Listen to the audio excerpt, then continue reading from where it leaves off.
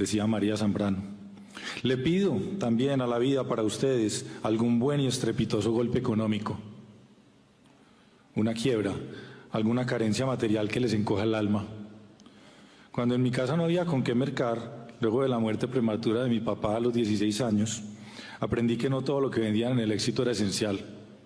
Separábamos en el mercado para hacer cuentas en la caja lo necesario de lo deseable. Las carencias los volverán esencialistas. Pidan a Dios, al azar o a lo que le den ese papel en su vida que les mande tusas, rupturas amorosas.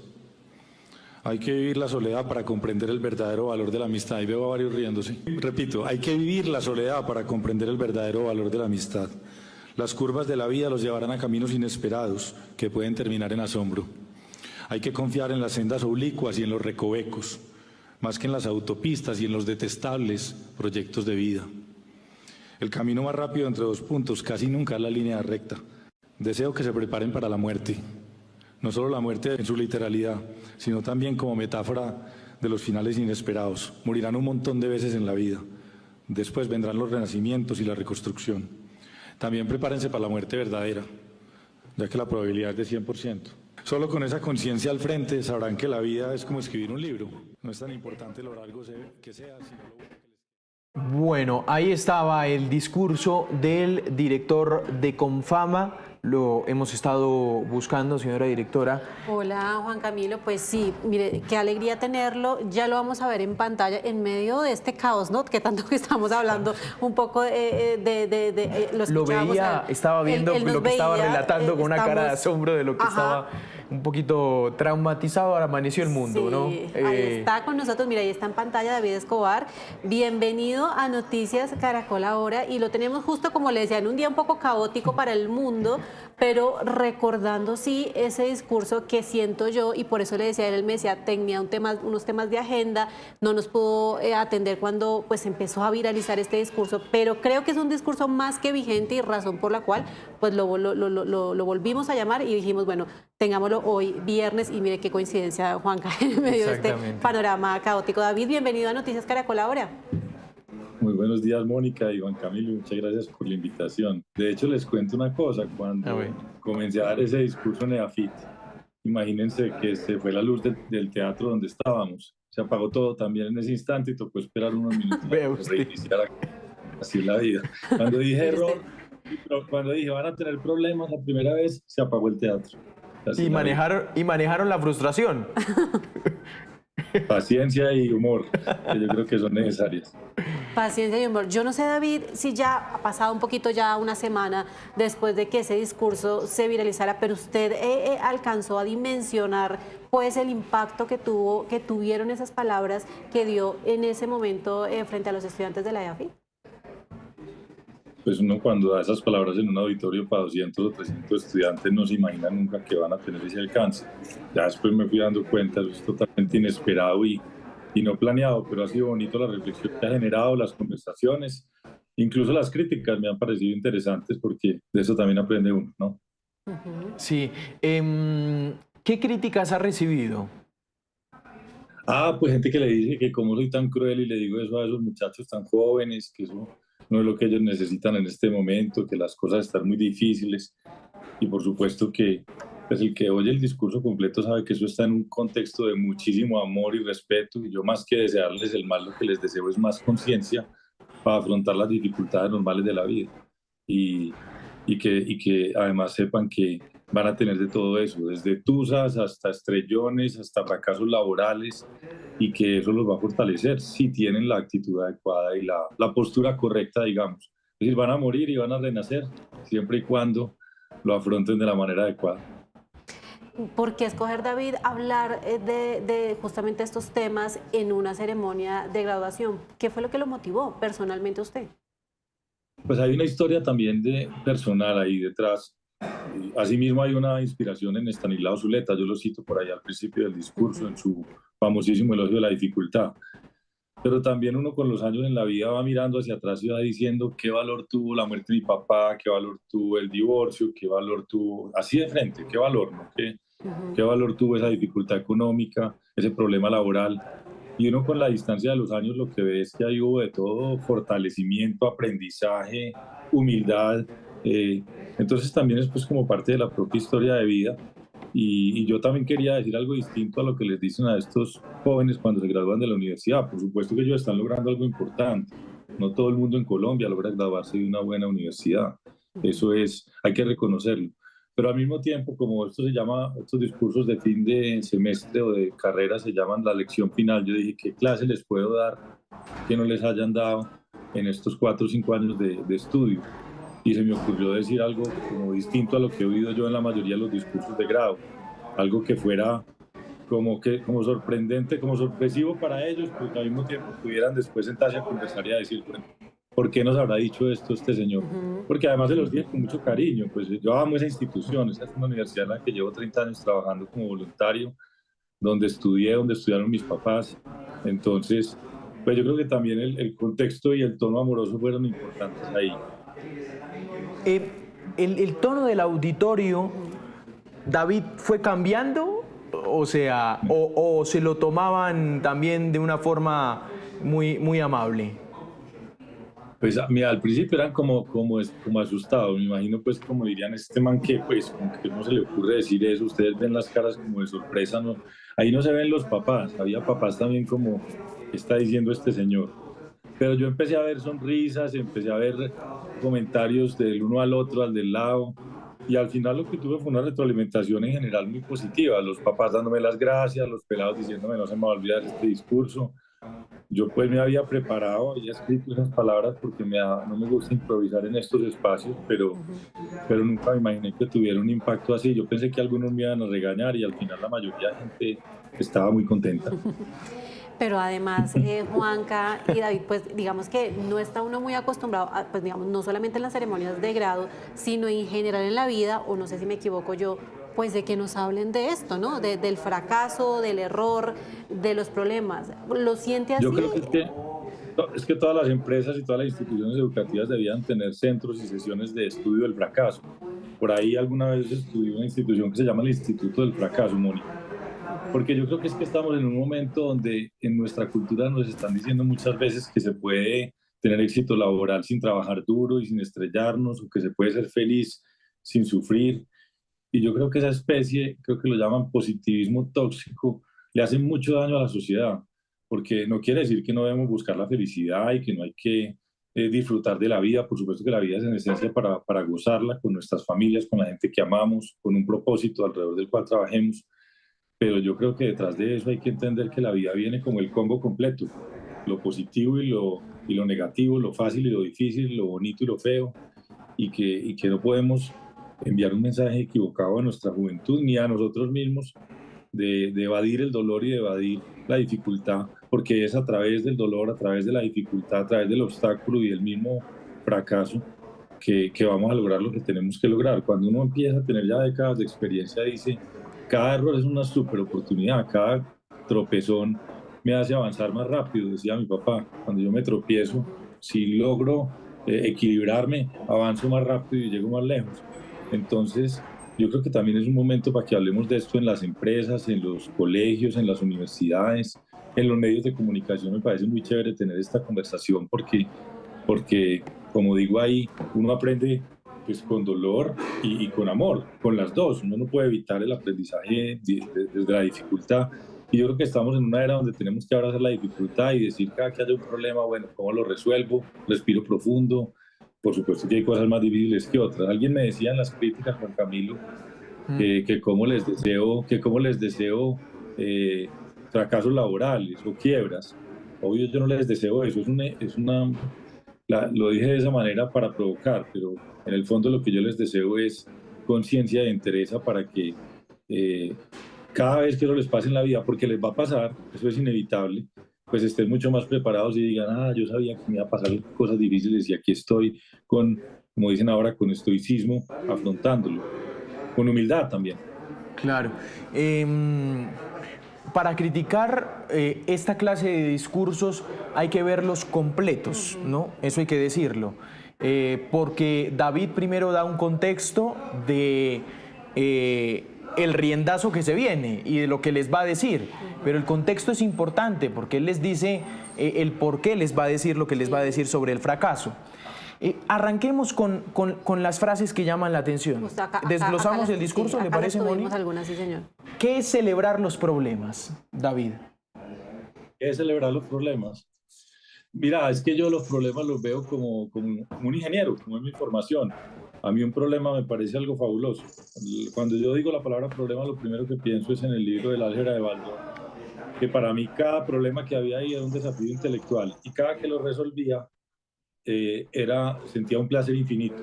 Y yo creo que esa es la idea de celebrar los problemas. Es como decirles retos o desafíos, es otra manera de llamarlos. Yo me quedé, David, avanzando en ese discurso del tema de los problemas, de un ejemplo puntual que pone él de su propia vida y dice, recuerdo alguna vez que me quedé sin trabajo. Sin la reflexión de esa situación, pues me generó y la pregunta, ¿qué quiero hacer con mi vida? No sé qué sería de mí. ¿Cómo fue esa experiencia, David? Que de alguna manera, porque creo que la gran pregunta que se hacen muchos con estos discursos es, bueno, listo, abrazo el fracaso, pero ¿cómo no me quedo ahí? ¿Cómo salgo de ahí? ¿Y cómo pues sigo con mi vida? En su caso puntual, ¿cómo fue? ¿Qué pasó en ese momento? Fue en el año 2012, Mónica, yo estaba trabajo en el sector público, un trabajo que me apasionaba, pues trabajando por Medellín, que la quiero tanto, y eso se acabó. Pues no voy a entrar en los detalles de por qué, pero no funcionó más. Yo era secretario de la alcaldía de Medellín. Y cuando me senté en mi casa, una casa chiquitica, con todas las cosas ahí, porque además me había acabado de trastear a mi alrededor, compré un blog, lo que llaman un blog, tenía un papel blanco al frente, y yo dije, bueno, ¿qué voy a hacer con mi vida? Calculé cuánto tiempo me podían durar los ahorros y lo que escribí en ese papel, que después dibujé como un mapa mental, dicen ahora, es ¿quién soy yo? Y la primera decisión que tomé, sin trabajo y sin muchos ahorros, fue dedicar el 30% de mi tiempo a unas causas altruistas que me movilizaban, como la educación, como el desarrollo urbano, como el emprendimiento, y dije, voy a donar el 30% de mi tiempo.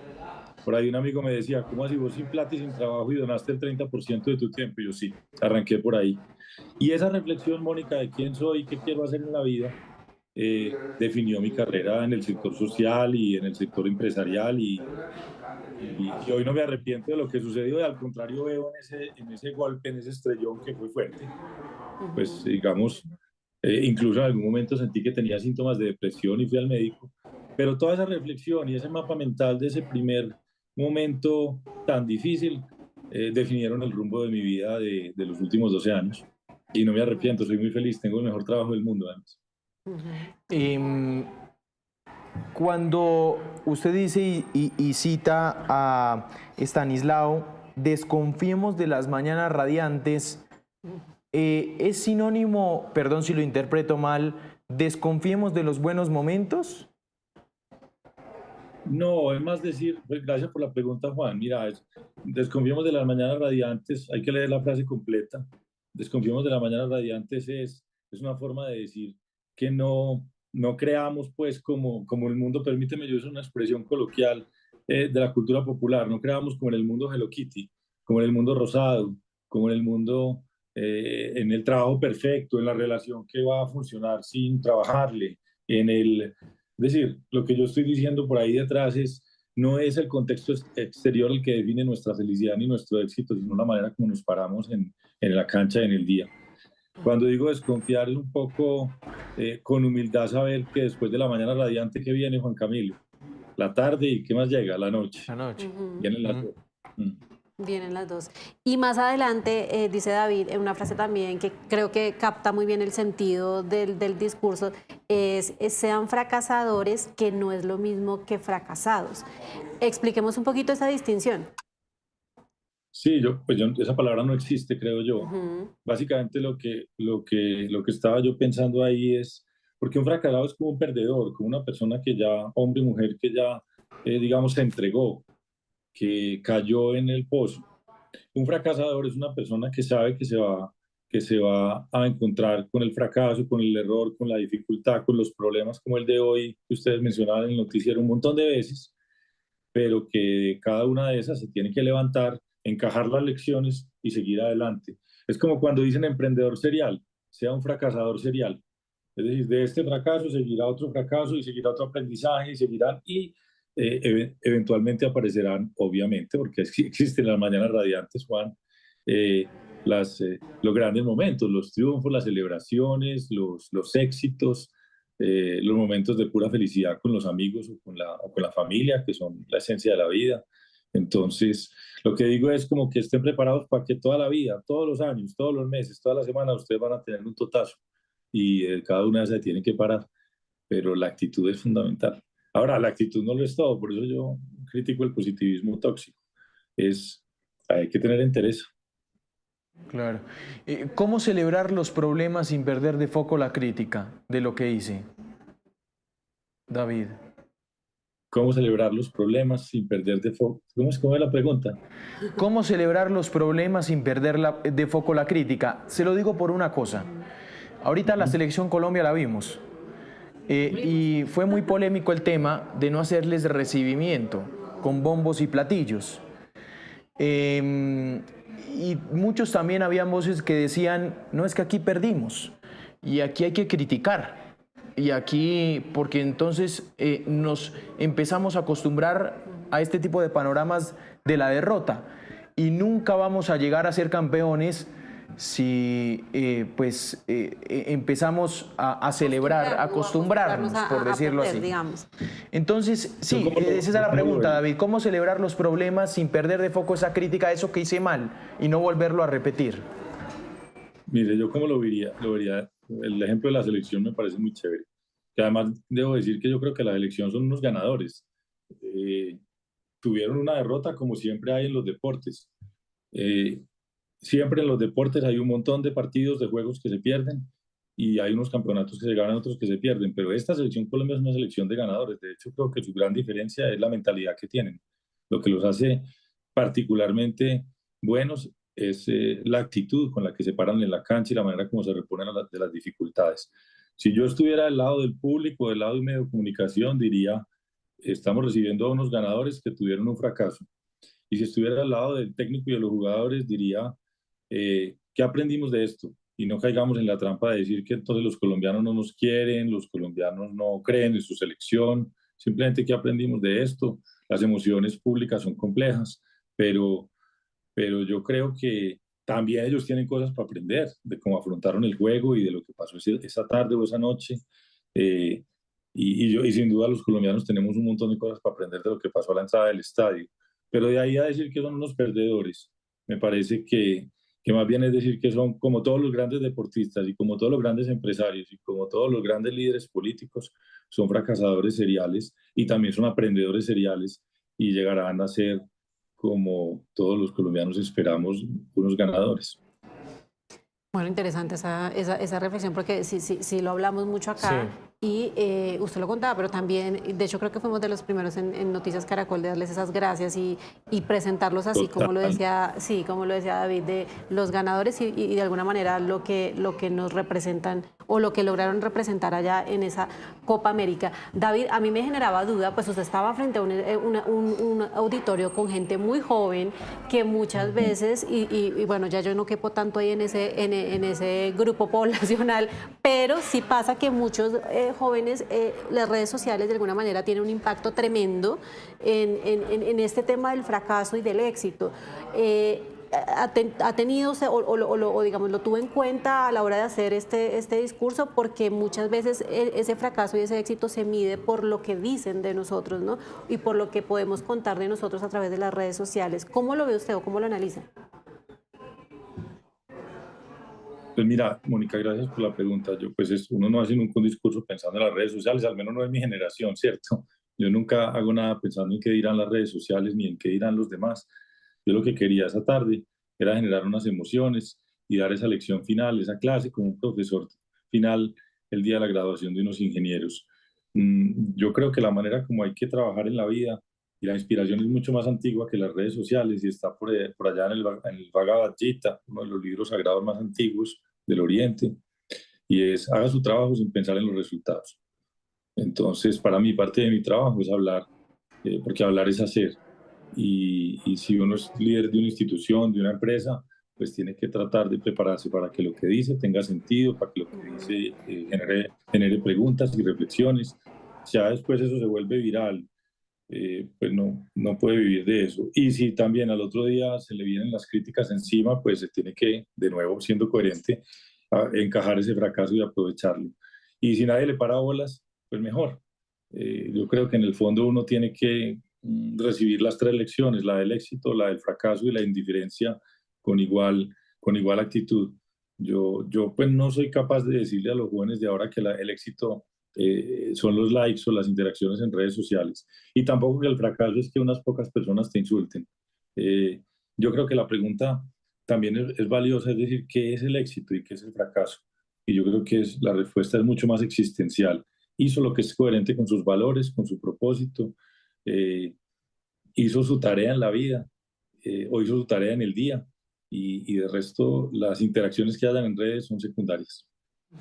Eh, ¿Crees que hay un estereotipo para la generación, y sí, yo pertenezco a esa generación, de que no sabemos asumir la frustración ni el fracaso, que es muy duro para nosotros? Porque además yo escucho mucho también de la anterior generación a la de nosotros, David, y esto es algo que he peleado mucho, el que nos señalan que nos dieron todo y que como nos dieron todo, entonces no estamos preparados y que a veces inclusive que no nos supieron educar porque nos dieron todo en la vida. ¿Usted cómo ve eso, que uno escucha tanto? O yo lo escucho mucho. Mira, hay una tira cómica de Quino de Mafalda, que no sé si tu generación la ha leído, pero es muy buena, donde pasan unos jóvenes con una ropa, digamos, distinta a la normal por un parque y hay un par de personas digamos, de la tercera edad sentadas en una banca y los critican y les dicen, esto sí es el acabose. Y llega Mafalda y los interrumpe y les dice, no, este es el continuose, el empezose de ustedes.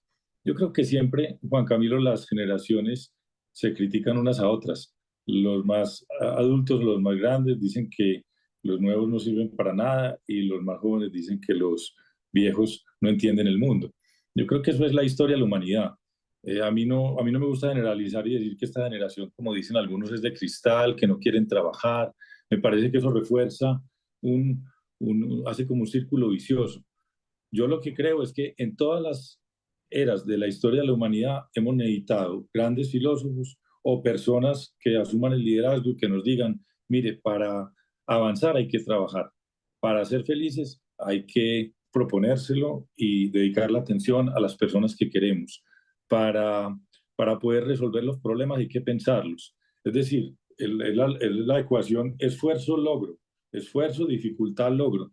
Y eso lo decían los budistas y lo decían los cristianos y lo decían los estoicos y los pelados de hoy, al igual que los adultos de hoy, necesitamos que nos digan, mire, la vida viene, repito, el combo completo, lo blanco y lo negro, el yin y el yang. Y usted prepárese para las dos y no se deje vencer por el negro y tampoco se ilusione ni se quede atrapado en el blanco. Ujú. Y en ese yin y yang, en ese blanco o negro, en esos dos momentos, incluía David el tema de la muerte, que creo que es otro de los momentos, pues digo yo, o los que a mí más me llegaron en el discurso, y es que nos preparemos, le sugería él a los estudiantes que pues también estuvieran preparados para la muerte, no solamente la física, sino pues que podemos morir muchas veces. ¿Por qué prepararnos para la muerte? Y sobre todo que siento que es algo que se dice, pero que es muy complejo y Sí. nos cuesta mucho a los seres humanos entenderlo, porque hasta que no ocurre, o en el caso de algún ser querido, somos conscientes de eso. ¿Cómo lo haces puntualmente pues ya en tu vida y por qué este consejo? Pues yo por ahí en el discurso hago una especie de chiste de ingeniero, Mónica, y es la probabilidad es del 100%. Sí. Es decir, hasta ahora, por lo que sabemos, todos los seres humanos que han estado vivos y han muerto y todos los que estamos vivos nos vamos a morir. ¿Listo? Entonces, partiendo de esa base y de una de mis ideas favoritas de la filosofía estoica, y es que no importa tanto qué tan larga es la vida, sino qué tan buena es, qué tanto contenido tiene, pues yo hice ese ejercicio de memento mori, de nos vamos a morir. Y nos vamos a morir simbólica y metafóricamente y nos vamos a morir física y realmente. Entonces es una manera de decirles, prepárese para eso. Nuestra sociedad no habla de la muerte, ¿cierto? Nuestra sociedad le tiene miedo a la muerte, mira la muerte solo desde el dolor, pero hay otras sociedades que han aprendido a celebrar la muerte. Yo no sé, yo les pregunto a ustedes, Mónica y Juan Camilo, cómo quisieran que sus personas cercanas celebraran o estuvieran, o qué quisieran que ellos hicieran el día de la muerte de ustedes. Y yo cada vez oigo más gente que dice, a mí me gustaría que hicieran una comida o una fiesta o sembraran un árbol. Es decir, que mi muerte sea una celebración de la vida, de mi vida. Sí. Muy bien. Ahí estaba mire. David Escobar, director de Confama. Agradecemos mucho estos minutos que nos ha sacado para Noticias Caracol Ahora. A ustedes muchas gracias por agitar esta conversación sobre el fracaso, sobre el error, sobre la dificultad, que yo creo que es muy contemporánea y necesaria para la sociedad colombiana hoy en día.